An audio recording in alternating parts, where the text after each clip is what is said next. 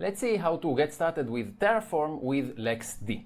Most people use Terraform to manage servers that are hosted on the cloud, such as Azure or Google Cloud, but in this tutorial we are going to focus on LXD. Everything will run locally, it will be a bit quicker, and also it's going to be free.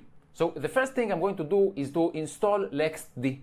I'm on Ubuntu, so I'm going to use snap for that. So sudo snap install LXD, just like that, and let's run this command. And for me, it is already installed. After installing LXD, we need to initialize it, which we can do using the command sudo LXD init. And let's run the command. And now we need to go through a long series of questions. I'm just going to go with the default for all of them. So I'm just going to hit enter, enter, enter, and so on. So enter, enter, enter, enter, enter, enter.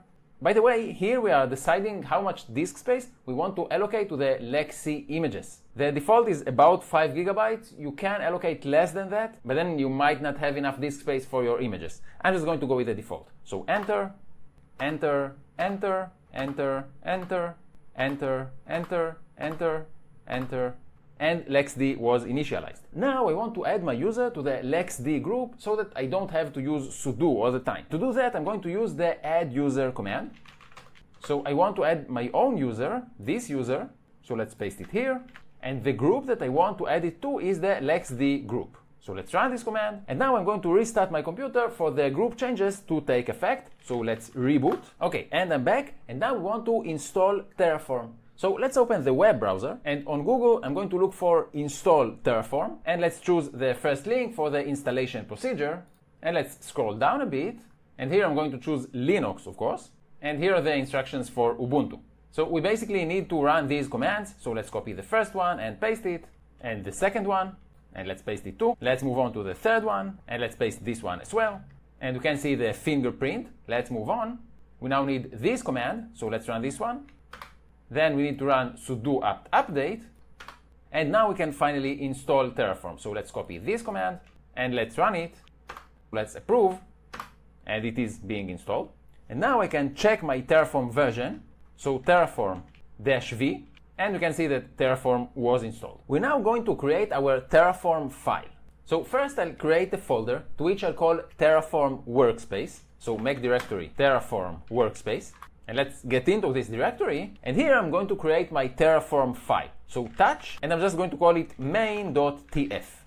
Let me now open my code editor, and let's open our main.tf file, and here I'm going to navigate to my Terraform workspace folder and choose my main.tf file, so open. First, we need to define our Terraform provider, which in my case is going to be LXD. So this is how we do that. We first need a section called Terraform, and inside it we're going to define our required providers. So for me the required provider is LXD, and we need to specify its source, which is exactly what I wrote here. Then we can start defining our resources. So let's start with the first one, so resource, and we now need to specify two labels. So the first one is going to be the type, and in my case it's going to be called LXD instance. The second label is the name that we want this specific resource to have. I'm just going to go with instance1. We then need to open curly braces, and here I'm first going to provide a name for this instance. And to keep things simple, I'm going to use the same name I used for the Terraform resource. So it's going to be instance1 as well. And just to make things clear, this name is the Terraform resource name, but this name is a name for the LXD container. I chose the container to use the same name as the Terraform resource. Next, we need to specify the image that we want this container to use. So image, and this is going to be an Ubuntu container, so Ubuntu, and specifically I want it to be Ubuntu 24.04, which uses the code name Nobel, so Nobel. Now, before we're actually going to use this Terraform file, I prefer to make sure that I already have this LXD image on my computer. So to do that, we're going to run a container that's based on this image. To do that, we can run LXC launch ubuntu :nobel. And let's run this command. And now the Ubuntu image is being retrieved, and the container was started, and we can now run LXC ls, and we can see that the new container is actually running. Let's stop this container. So LXC stop, and then the name of this container, and I'm also going to delete it. So instead of stop, I'm going to write here delete. And if we run LXC ls again, we can see that we don't have any running containers. So now that we have our Terraform file and we also have the LXD image that we are about to use, let's try to actually go ahead and use our Terraform file. So first we need to run terraform init, and let's run this command. And we can see that Terraform has been successfully initialized. Next, we can run Terraform plan. We don't have to do that, but we can. So let's try to do that. So we can see that one resource is about to be created. It's going to be of type LXD instance, and the name of this resource is going to be instance1. And here we can see all of the details for this resource. So this is the plan, and we can now apply this plan. To do that, we're going to run terraform apply. And let's run this command. And we now need to type in yes to approve. So yes, and let's hit enter.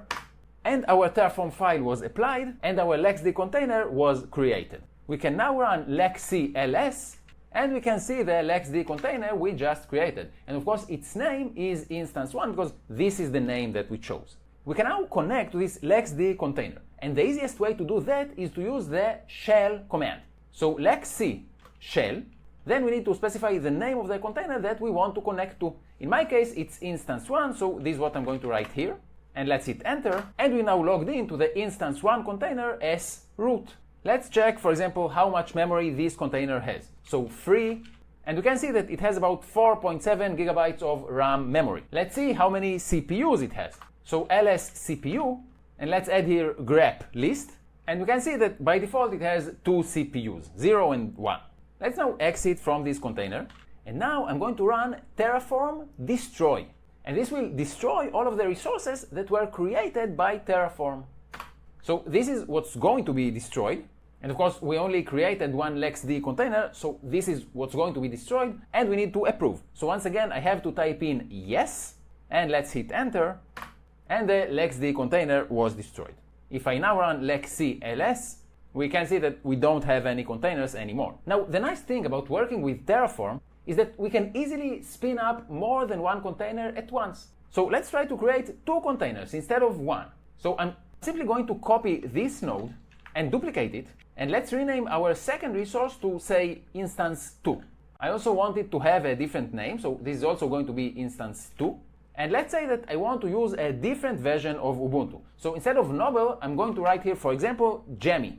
And once again, before actually running this file, I want to make sure that I have this LXD image. So what I'm going to do first is LXC launch. And again, we want to create an Ubuntu container, but this time it's going to be the Jammy version. So let's run this command. And the Jammy image is being downloaded, and it was created. And let's now run LXC ls, and we can see our running container. Let's stop this container. So LXC stop, and then the name of this container. And I'm also going to delete it, so instead of stop, I'm going to write here delete. I'm now going to make sure that I saved my file, and let's run terraform apply again, and let's see what will be created this time. So we can see that the plan is to create 2 resources this time, so let's approve by typing in yes, and we can see that the 2 containers are being created. And we can see apply complete. Let's run LXC ls, and we can see that now we have 2 running containers. Let's connect to instance2. And let's show the LSB release of this container, and you can see that this one is based on the Jammy version of Ubuntu. Let's now run terraform destroy again, and let's run this command. And once again, we need to approve, so yes, and enter. And both of our containers were destroyed. Let's now remove this node because I only want to create 1 container, but I want to configure it a bit. So first, I'm going to specify the config for this resource, and here I'm going to set boot.autostart to true. And what this will do is make sure that the container is restarted whenever the host is restarted. So if a container is created this way, and then later on you have to restart your host, this container will be started right after the host itself. We can also, for example, limit the hardware for this container. This can be done by setting the limits.